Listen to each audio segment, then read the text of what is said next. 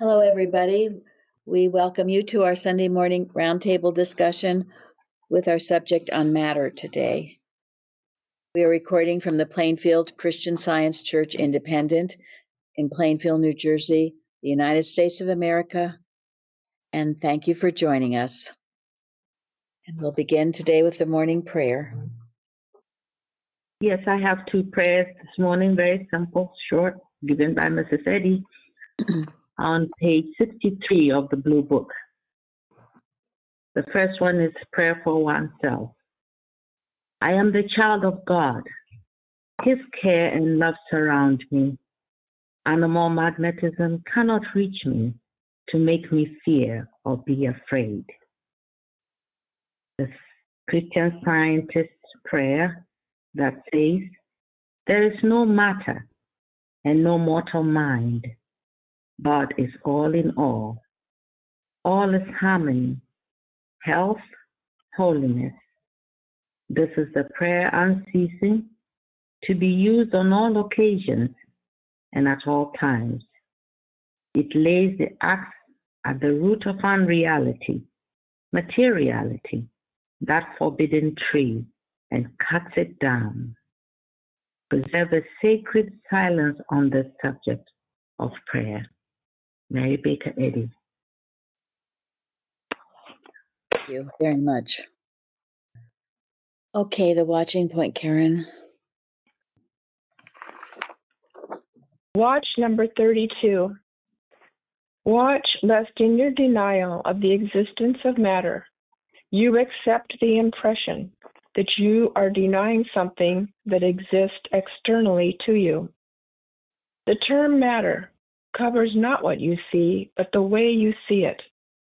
In denying matter, you are really denying the way mortal mind sees the true heaven and earth that already exist here and now in all their perfection.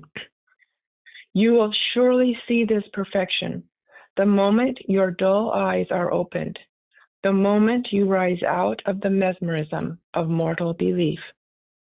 A picture of great beauty may appear a daub to an unenlightened novice.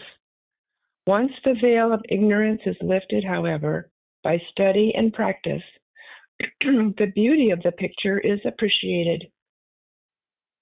God, as the great master painter, created the universe in all its perfection. Mortals fail to see it only because of their standpoint of ignorance and materiality. All things appear to be blue to the one wearing blue glasses. Thank you. Okay, comments on that. Well, the thought that matter is not something external to us means if it's not external, then it's internal, and it's just it's a wrong, it's viewing what is really present wrongly, the spirit, heaven and earth, right? And so that's really, it's difficult sometimes, but that's really all we're seeing is spirit turned upside down. But it's all handled within thought. It's nothing outside of us. And I've been learning that since coming here, and it's really changed a lot of things for me. Thank you. Could I say something? Yes. I'm working a lot with the idea of eyes, and I'm very grateful that we had from the Blue Book the reading about eyes. And so, of course, this idea of discernment is very important, that we are connected to God in our growth and our development. Thank you.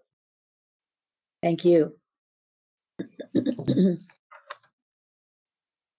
Yes, I also was thinking about eyes and understanding, and how Elijah said, please, God, open my servant's eyes to see what really is present here.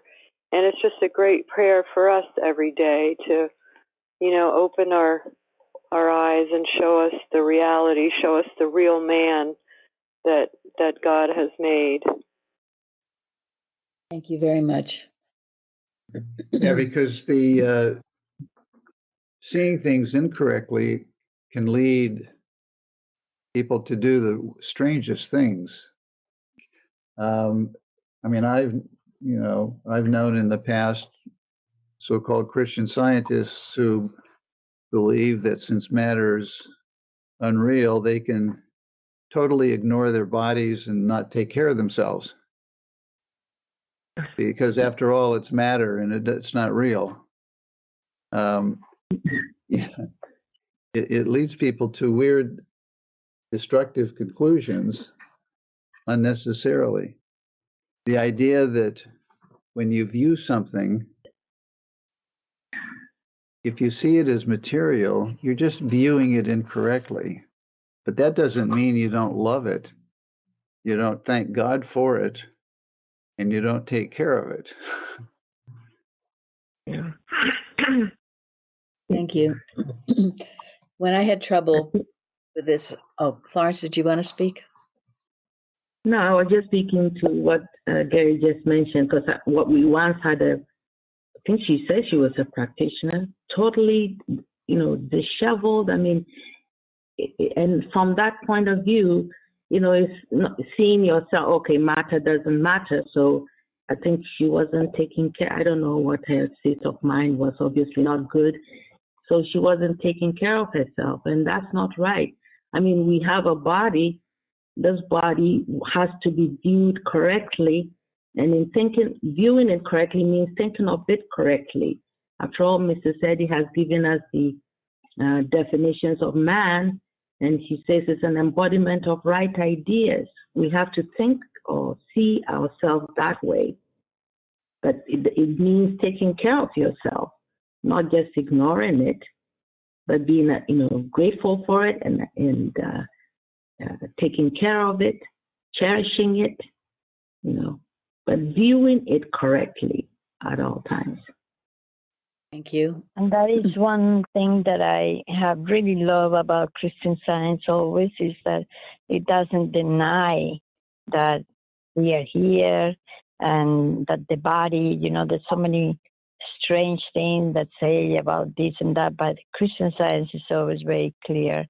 And there are, that I know, more than 6 wonderful articles titled The Absolute and the Relative, and that's what it explains, that in the absolute, yes, all this is true, but we have to take care of the relative because we're right here, right now, and that's obedience too to God. Thank you, Ingrid. Yes.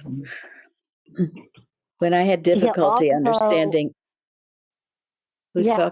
Also, I've heard that being neat in your appearance and clean and attractive is a gift to others as well as yourself. Yeah. Yes, thank you. Appreciating something, if you appreciate it, you take care of it. Well, and if you see yourself as the image and likeness of God, which is the source of all beauty, the source of all wisdom, you want to present yourself as the image and likeness of God. You don't want to turn people off. Well, you eliminate temptation to, on their part, to malpractice. Well, very You're true. presenting a very poor picture. That's no. Very true, and a very poor picture of Christian Science. And how do you glorify God with that kind of image? Yeah, and to recognize you are the temple of the living God. In Martha Wilcox's book, her Scientific Translations, that was very helpful to me when I couldn't quite get the right concept of matter. And then she says, not a single blade of grass, a leaf, or a flower is material when viewed correctly. It is spirit, mind, which conceives, outlines, and forms these ideas, which multiply and replenish the earth. Mrs. Eddy says in Science and Health, by its own volition, not a blade of grass springs up, not a spray buds within the veil, not a leaf unfolds its fair outlines, not a flower starts from its cloistered cell. All natural beauty and grandeur, that was the end of the quote, and then all natural beauty and grandeur, from the freshness of the morning to the calm of the evening and the starry heavens at night, are the presence of the one Spirit and are therefore spiritual. All natural activities, such as eating and walking and resting and hearing and seeing and thinking and feeling, are not in nor of matter, but are the conscious functionings of the one Spirit and are therefore spiritual. All natural love and affection and gladness and happiness and joy and peace and harmony are not in nor of person, but are the one conscious life or spirit in being and are therefore spiritual and unceasing. All things pertaining to and essential to our normal state of living, from a pin to a palace, when rightly viewed, are not matter, but are spiritual ideas at hand. And this is what helps, aids you to see what is really going on and to see the kingdom of heaven on earth here and now. This ability of seeing past the material picture to the God being that is actually being expressed. And if it doesn't seem to be expressed, as someone said earlier, it's just something turned upside down. Our focus is off kilter. And we have to get our focus right, take off the blue glasses, as the watching point said. Florence, do you have the second part of your prayer available to read again? The scientific prayer? The one you read this morning. The Christian Scientist prayer, yeah. Mm-hmm. Yes, thank you. Mm-hmm. There is no matter and no mortal mind. God is all in all. All is harmony, health, holiness.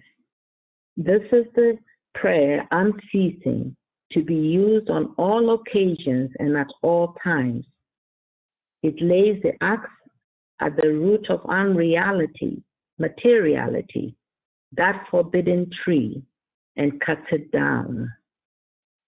Preserve a sacred silence on this subject of prayer. And she signed it. Author of Science and Health. Mm-hmm. Thank you. This is our daily task. And when you're seeing it, you see your heart's going to well up with gratitude for God. When you're going around seeing the material conditions and picture, you're going to feel miserable. But when you're seeing God behind all things and knowing this is the truth of his creation, you will be welling up with joy and gratitude. You can't help it. I know. I've tried both. And the second is much better to live your life. Most definitely. And it will bring heaven on earth. It does bring heaven on earth when you see it. Might be Martha Wilcox, or maybe it's Mrs. Eddy, but just saying about we must view everything with the utmost tenderness. Yeah. With great love. Florence? No, I was just thinking what's also been helpful is to think that, when we're given perfect God, perfect man, means perfection is what God has created, and he maintains and sustains it. So that's what is existent all the time, unchanging. So when we see the material turmoil and this and this and that, that is the counterfeit. That is the opposite. That we should stand guard at the portal of our door, not to take it in, because otherwise, well, is God not maintaining his universe then? I mean, did he just create it and leave it? No. So the point of perfection is always existent, and therefore not to accept the counterfeit or the lies that come. Yes, thank you. And the more that you do this, the more you will bring heaven on earth. Because right thought, and Mrs. Eddy says this, right thought must manifest itself. Now, this isn't human will, and it's not wishful thinking. This is applying the laws and rules of the universe into your life. And when you back it up with God and moral living and, obeying the 10 Commandments and the Sermon on the Mount and all of that, this is an expression of heaven on earth and God on earth. It's not New Age, which just is what do they call it? Mesmerizing. Yeah, mesmerizing. Mhm. It's the truth of being brought into your life. God's creation. This is and this is what heals, isn't it? This is how Jesus Yeah. healed. I mean, all these people with supposed problems came to him, and he said, "No, that's not what's real."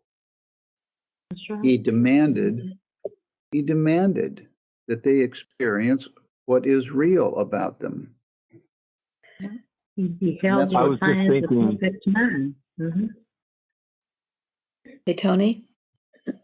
Yeah, I was just trying to go back to the conversation with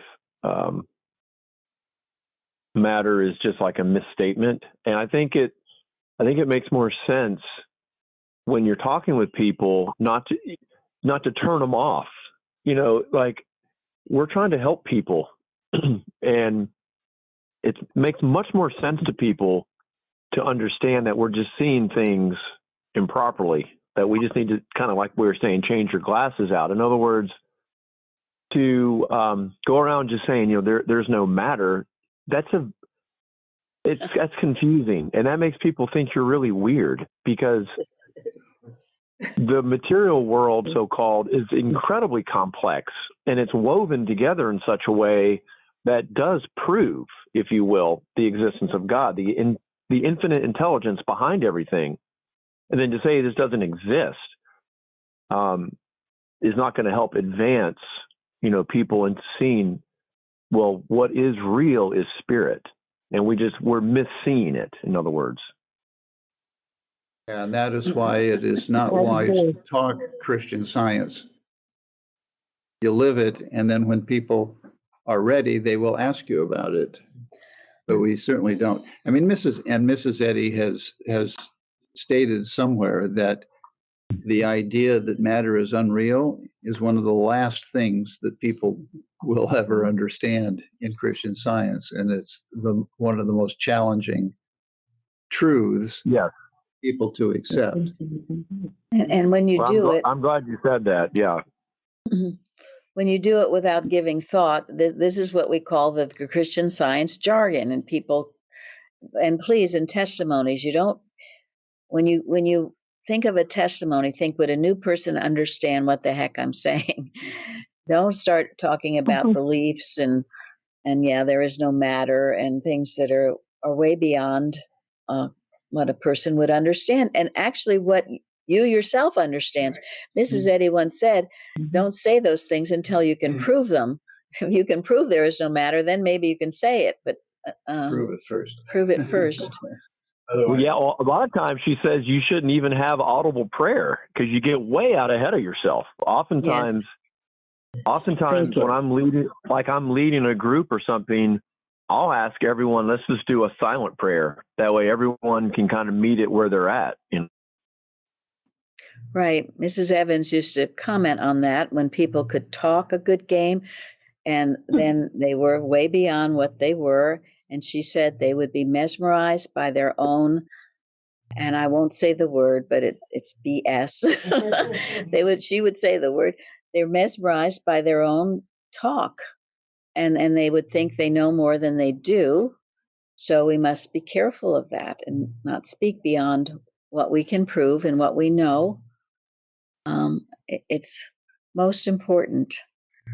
All of this is most important. And Mrs. Eddy would not have Christian Science spoken at her dinner table or her breakfast table or any. They were to talk not about Christian Science, because there's another case where you just start talking about it. It's the living it that's important. That famous quote, you have it as you live it. Yes, thank you. Right. Linda? I was just going to go real quickly back to the New Age, because when I think about it, it's really human thinking, looking at matter and trying to make it better, more lovely, more fluent or whatever you're Yeah. wanting. And it's very, very different. But the worst part of it is cloaked in words that are taken from spiritual works. So it kind of is hidden, and they think it's spirituality when it's just really. But it's human will. Human will. Yeah, and really, I'm pretty sure of it now that all New Age did stem from Christian Science. Yes. Watered down, adulterated. Right. Yes. And so we must, that's why I insist we get back to the pure science, Mrs. Eddy's works and the early workers, because only there will you find the truth. In a poem by Max Dunaway, he says, "Not what we do or say, but what we think determines what we are. Within the realm of high and noble thought soars mankind's highest star. There is no deed of valor, might, or right without the thought behind. No work of love was ever wrought or taught, but started in the mind. No king, dictator, or president defines what thoughts we choose to think. No prison bars can hold or stay the thought that is with God a link. Would you rule over all that life can bring? Be joyous, strong, and free? Guard then the thoughts of every hour, for these are life and destiny."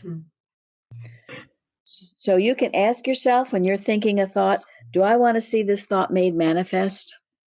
And if you don't, you better cut it out. That standing porter at the door of thought. So ask yourself, do I want to see this thought I've been thinking, maybe thinking a lot? Do I want to see that happen? Then stop it. Whole thought to the enduring, the good, and the true. And we don't have to, plan or outpicture anything. We have the present right now to deal with.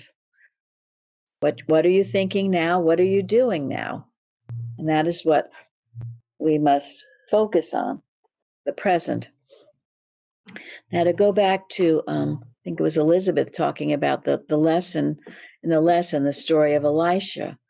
It's such a beautiful story. It's really one of my favorites. Here it just seemed like all hell was breaking loose. And the servant was so upset and concerned. And so what did Elisha do? Prayed. He prayed. Servant's eyes. And what was actually there? Chariots. Yeah. Chariots of angels right there. Now, he didn't, and I found this, and I did write an article about it because it struck me, called "Open His Eyes that he may see." He didn't tell the servant, hey, no, you're not seeing what is actually there. Listen to me. This is what's actually there, okay? Maybe you can't see it. Maybe someday you'll see it, but you can't see it, but it's there. I see it. No, he didn't do that. And how often when we have someone close to us, or maybe not that close, I wish they would get this. I wish they would understand that. And what should the prayer be? Not that you're going to go be their savior and tell them what they need to see, but what? Pray that God will open their eyes, awaken them. Thank you. And guess what? He will. He's the creator of all. And to have God tell them is so much more effective than if you're trying to push them around. Yeah, I had to learn the hard way. I can't change anybody's mind. Only God can do that. Only God can do that. Remember. And Vic DeLeon says, if you want to help somebody, don't. And what does that mean? That means don't get in the middle of the way and start being the traffic cop. Let them learn. Well, God's already in the midst of giving everyone the lessons they need and teaching them what they need. So unless God is directing you to do something specific in a situation, you're just getting in the way. Well, and that's it. And that's what it mainly boils down to. What maybe there are instances when you can tell someone something. It's always different. It is what God is telling you to do at the time. But it's a good example of Elisha letting God work. And when he did, the servant did see. And we can pray for all mankind to open their eyes and see, right? Yes. Right now, the world is ready for Christian Science, Mrs. Eddy says. And that's why we have community watches 3 times a week. Yeah. That's the purpose. And their thinking will dictate what their life experience is. And if it's not good, they'll feel it and know it. And hopefully we have an example for them to come to. Thank you. Yes. As a parent, the best thing you can do is be a good example.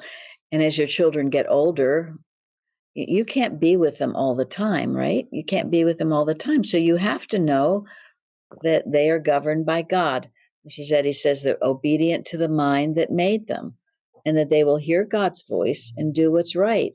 And in knowing that, you would be surprised at the wonderful results of that, rather than to stay home and be, wringing your hands and worried, and they didn't call me in the last hour, what's happened. Just know this truth. That's the being careful for nothing, but in everything, thanking and praising God in thanksgiving to Him. It's the best way you can help anyone, is know they are governed by God. Now, also in that story about Elisha, Carrie sent me a good article called Protection. And I remember the first time Mrs. Evans taught this lesson to us in class, because it was like a duh moment, like, yeah, how did I miss that one? But he writes, his name is William Adams, when we speak of protection, we do not imply the actual existence of some harmful thing to be guarded against. The realization of absolute protection involves the understanding of God and His true likeness, spiritual man. And this includes the understanding that there is no reality to matter. Mortals entertain a material sense of existence, which is accompanied by a sense of fear, and so we feel the need of protection. But God dwells forever in the light which no shadow of evil penetrates. Likewise, the child of God, in the clear realization of his true spiritual selfhood, knows that no harm can come to him, because the dwelling place is forever in spirit, where evil matter is unknown. Now, you see here, this again, someone mentioned the relative, it was Ingrid, the absolute and the relative. The absolute is, there's protection implies, there's something out there that you have to be protected from. Now, if the absolute is, which, is true in the relative, but the absolute is that all is infinite mind and its infinite manifestation, for God is all in all. So in truth, there's nothing to fear, and there's nothing that you need protecting from. You understand that? Yeah. Good. Good. It will make a big difference, because you're walking down the street and you see somebody, oh goodness, he looks like I'm going to get knocked over in the head. Well,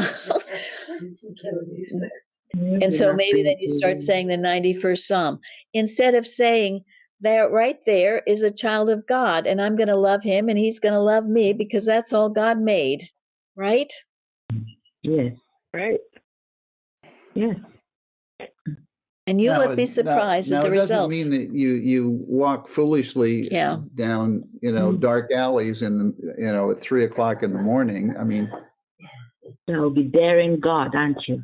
Thank you. Yeah, Thank you. exactly. Yes. Shall not tempt the Lord thy God. Mrs. Eddy even has a book or something where she was talking to a student when they had trouble with worrying about someone breaking into her house at the time, and she asked her, and it's to some degree, I think it was, she said, you do pray for protection, and then the student said, and then I would lock the door, and she said, yes. Yes, you do the practical thing. Right. Thank you. Because this is what Gary was talking about earlier, where where you wouldn't take care of your body, or because there's no matter. So you don't lock your doors and you roam around streets in the middle of the night and do foolish things. That's not what we're talking about here at all. So thank you. That's not wisdom. That's not wisdom. No, that is not wisdom. So you do the wise thing. It's not love, because you put yourself in to tempt somebody else. I remember the teacher said, don't leave your windows down to tempt somebody to break into your car.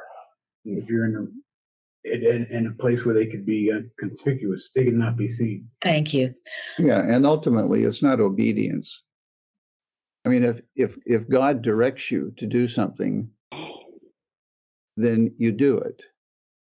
But if God doesn't direct you to do something, but you just you get a whim that you want to do something because it's whatever. Or you feel entitled because you studied Christian Science for so long and you should be just fine because of it. Yes. Yep. And Mrs. Evans used to like to give the example of someone who'd been sick with a stomach flu and then wanted to have corned beef and cabbage the next day. I mean, that's just nonsensical. You use, as someone said, wisdom, where Christian Science stands for common sense. And so, but you will be surprised if you were ever anywhere and you get the feeling you need to pray about the situation, and you're knowing that God is at all and everywhere. By knowing that, you will also know if something is wrong. You will feel it. Yeah. And you will be able to Protect yourself from it. And others too. Yes, handle it. There are a lot of different things that might come to you. Just praying about it might do it. Or you might have to go talk to somebody and say, I have a bad feeling about this, and please pay attention, or something, a policeman or something. You will know what you need to know because God is all knowing. So if there's something wrong, you will know that. And that is why the importance of the praying without ceasing and not letting your guard down ever. So there is a place for the relative and there's a place for the absolute. And I certainly love the 91st Psalm, and I work with it every day. And with that, I'm knowing the allness of the Father. And then also you will be alerted if there's something that's not right and how to take care of that situation. It's wonderful because Christian Science is so complete. Someone was writing not about Christian Science, but about God and the universe. They were saying it's self-correcting. And you think about that, and when you make mistakes or do things wrong, God doesn't punish you, but it is self-correcting, because won't it come to you that you will get a little smack in the face somehow and say, no, you're not doing the right thing. Someone likened it also to a GPS system. So you're going along and you make the wrong turn and the voice says, whoops, no, wrong turn. So it recalibrates, and it said, okay, you missed that turn. Okay, so the next turn, you can make the next turn. Okay, hear me, listen, make the next turn. Hopefully you do. And so it is with our Father. He's always talking to us, telling us what to do and how to do it. And if we do make a mistake, he will calibrate, yes, and tell you the next turn and get you back on the right path. So that wonderful article by, I believe, Adam Dickey, read by Karen, God's Law of Adjustment, talks about all that, how things are just adjusted to God's harmony. Yes. Beautiful article. It is. It really is. It's a beautiful article. We have so many good articles to study. That's why there's no need for, I certainly feel that, to go elsewhere looking for other things to read and study. I mean, if they're helpful to you, fine, but we've got a wealth of material here that's wonderful. So, all right. On the bulletin board, I guess, Debbie was saying how wonderful she felt being connected to God. But then she asked, how do you recognize that your thoughts need to be lifted? And how then do you rouse your thoughts from sense to soul? And then she says how well it was answered in that article on our website that Carrie had given it to us a while ago about Arise and Shine, right? So Yes, absolutely. Yes. Thank you, Debbie. It does, and that's good that you know if you feel like you're getting groggy or you've made that wrong turn, that you're aware that you're somehow in a fog and you need to get back to the light of truth. And two things in that article particularly tell you how to wake yourself up. Does anyone know or remember? Well, one is light. The light. You think of a child in bed in the morning, you pull the blinds up and the light comes in. And then the next thing is the word, the voice, wakey, wakey, time to get up. Those two things, the light, which is you obtain, how do you get the light? Through prayer and listening. Yes. Through gratitude. Prayer. Yes. Open your textbook. Yes. Read. Yes. Light of the textbook in the Bible. Open that up. If you're really in a fog, get back to your books. And then the voice. Humility always, yes. And then the voice of the word. But then you got to do it. You got to know it's a command. Get up, go, get going, do it. Don't just sit there dreamily and think about it. It's very important because arising and awaking, you're awaking yourself up from what? Adam dream, mesmeric lies. Yeah. Thank you. Thank you. The Adam dream and its lies. Mesmerism. Yes. And so easy to get sucked in by the world events. Yes. Yes, I was going to say how important it has become even more every day to me to be so aware that about the prayer and study time. And I know we know that, but I'm just saying even more aware of how I'm coming from work and I said, the only thing I'm going to do is go home and I'm going to study this chapter or whatever it is. And when I realize it's like an hour later and I've been doing this and that, maybe even the thought comes to go and do something. And then I come back to, wait a minute, divine mind said, when you get home, you do this. Thank you. Right. It's so true. Thank you. Right. And what does Mrs. Eddy say? How many hours a day should you spend in prayer, communion, and study with God? 4 hours. Yeah. Okay. Remember that. 4. Thank you. So we can all do better there, I'm sure. And you get so bombarded with the news, and the news is telling you all about the Adam dream, and it is out to mesmerize you.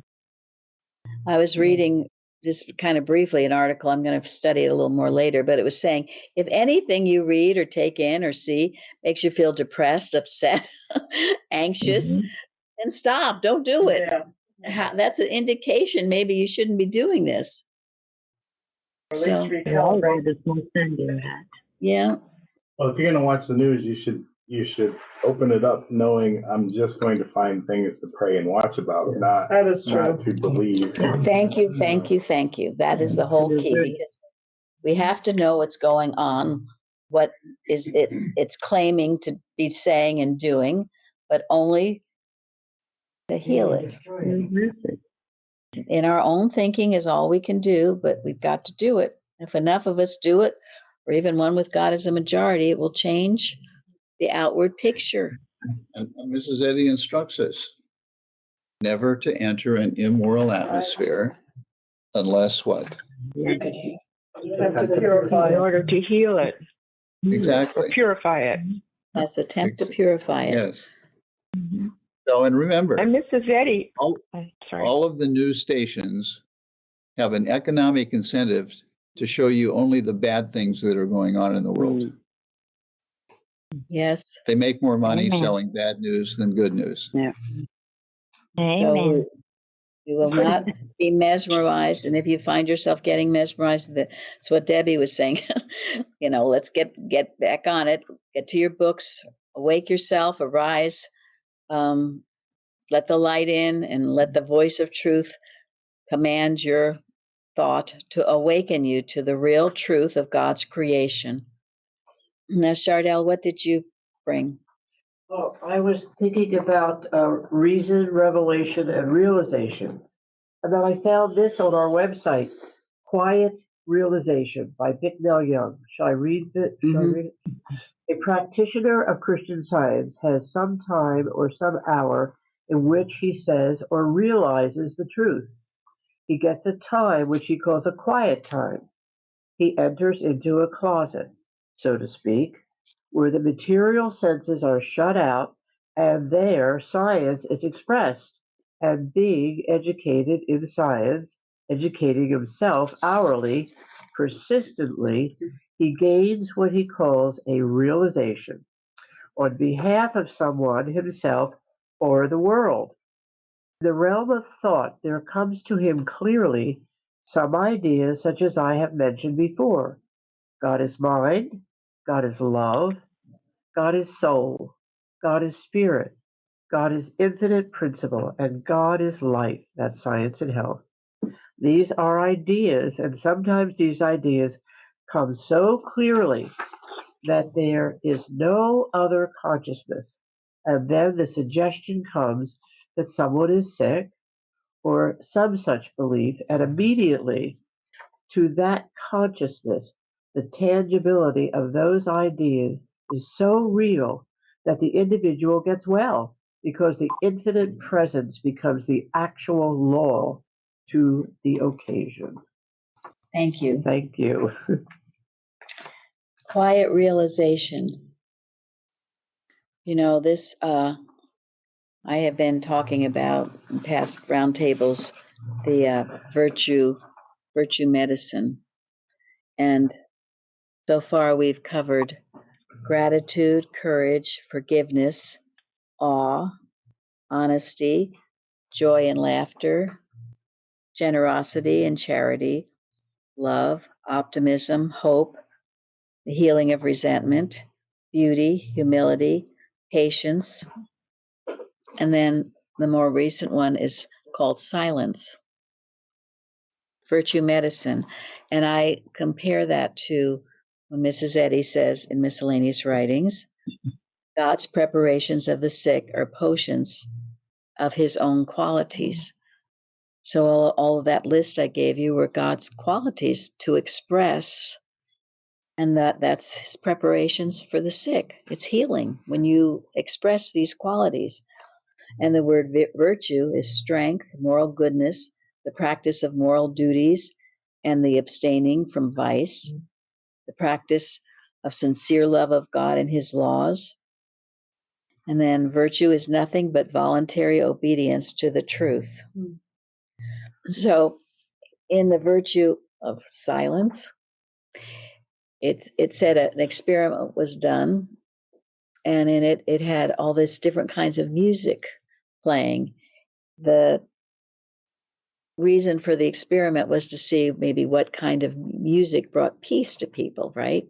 So there were all different kinds of music played. And between each type of music played, there was 2 minutes of silence. So when they ran this test, the guy was really surprised to find, guess what brought the most healing and regeneration to the body? The silence. They said it even surpassed Brahms and Beethoven.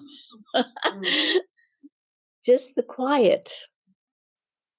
In today's world, how much do we need that? And you will find even when you are working to be quiet, the noises in your head and all the events of the day or the news or, it's hard to switch all that off. You have to practice in collectania, Mrs. Eddy says, study to be quiet, which I found fascinating. And then she quotes Isaiah, in returning and rest and in confidence. Quiet and confidence. Yeah, quiet and confidence shall be your peace or something. Strength, thank you. I should look it up and get it exactly. But anyway, the point, study to be quiet. I thought, well, that is a weird thing, study to be quiet. But honestly, you have to put some effort into it. And in this study, the silence brought blood pressure went down, all of these things that seem to plague mankind helped by just the quietness. So, along with that, it goes with the 4 hours of prayer and study each day. Study to be quiet, really work on being silent and listening. And in Florence's reading today, the prayer, she talks about preserve a sacred silence. Didn't she? That's what Florence read. Preserve a sacred silence on this matter. Yes. Be quiet about it. Listen. Get that quietness every day. I hope you all have your little places in your home in which to be quiet. Everyone needs a little place, some little place in which you have absolute quiet if you need it. So there are people, I even have friends who keep their television on 24 hours a day, even when they're going to sleep. Background noise. They're uncomfortable without they can't stand the total quiet. Well, it's just a sign of the great need for God and the ability to listen to God, doesn't it? Yeah. Yeah. And everybody now with these, I don't know, earplugs in their ears. And I mean, sometimes it's good. You can be listening to good things, I know, and that's helpful. But sometimes to just be quiet. Or if you go for a walk, just enjoy nature or the sounds of the city if that's where you are, but just don't be constantly. Well, and it's simple because you can't fill a vessel that's already full, right? No. And consciousness that is listening to something other than God drowns out the voice of God. So choose what you want to listen to. And a lot of times people are afraid, they don't want to be quiet. That's why they have TV on all the time. They don't want to hear that voice. Maybe it's a rebuke to them. Sometimes it could be. You must have that quiet to stay in touch with your Father and hear what He's telling you. Listen. It's a time of silence. Isn't a time for you to be talking. It's a time to be quiet and listen.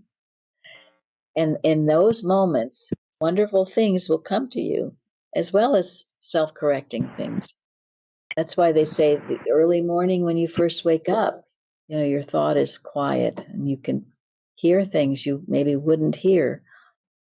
Sometimes happens before you fall asleep too. So treasure and cherish those times. The sound of silence. As Simon and Garfunkel. Yeah. So I said I was going to read now this article Carrie sent on Mrs. Eddy the woman. Last week I read about her appearance.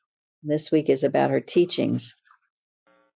It was the present writer's good fortune to receive Mrs. Eddy's personal instruction, and in those class days sitting at Mrs. Eddy's feet, it was not difficult to believe what is recorded in the Bible of those who were divinely guided in the olden time. For with a rare spiritual genius, she lifted her students' thoughts to the heights of inspiration, and never was their credulity taxed by the inconsistent statement that what was once true is no longer true. No, it was unchanging God and unchanging law. the light growing clearer as men drew nearer to the ineffable presence, nearer to truth and love. It is not possible to speak of Mrs. Eddy without referring to the subject of religion, because she is by nature religious in a most essential and vital sense. Yet there is in her character an entire absence of that sanctimoniousness which is often mistaken for spirituality. Sometimes in her teaching she would turn a flash of playful raillery upon some materialistic dogma, only to leave the truth which it parried more sacred to her listeners when it was stripped of the trappings of mere belief. The keenness of her intuition made her quick to detect insincerity, but there was an indescribable something in her analysis of her students' answers which made them, when in her presence at least, desire to be, not to be seen, not merely to seem. To her, real things were real, sacred things sacred, and shams merely the shadows which would vanish before the light of truth. Her acquaintance with the Bible was unique in its character. Some passage involving a deep mortal question which had escaped the notice of learned commenters would be explained by her in response to a student's question, in a never to be forgotten way, the spirit which giveth life being her the all-important consideration. The spirit which giveth life, that's what she projected. That is why any intellectuality or anything else is not good in Christian Science. It's called the bane of Christian Science, because it has to be the spirit which giveth life, which impels you to do better, to be better, to make your day better by following the Christ. As Matthew said in The Chosen, "But I have one thing to do today, and that's to follow the Christ, to follow Jesus." So all you have to do in any given day is just that. And so we should. All right, we will conclude now with miscellaneous writings, questions and answers. Page 60. Mrs. Eddy writes, question, if mortal mind and body are myths, what is the connection between them and real identity? And why are there as many identities as mortal bodies? Her answer, evil in the beginning claimed the power, wisdom, and utility of good. And every creation or idea of spirit has its counterfeit in some matter belief. Every material belief hints the existence of spiritual reality. And if mortals are instructed in spiritual things, it will be seen that material belief, in all its manifestations, reversed, will be found the type and representative of verities priceless, eternal, and just at hand. The education of the future will be instruction in spiritual science against the material, symbolic, counterfeit sciences. All the knowledge and vain strivings of mortal mind that lead to death, even when aping the wisdom and magnitude of immortal mind, will be swallowed up by the reality and omnipotence of truth over error and of life over death. Mary Baker Eddy. Thank you all for joining us today. Thank you. Thank you. Thank you very much. Thank you. Thank you.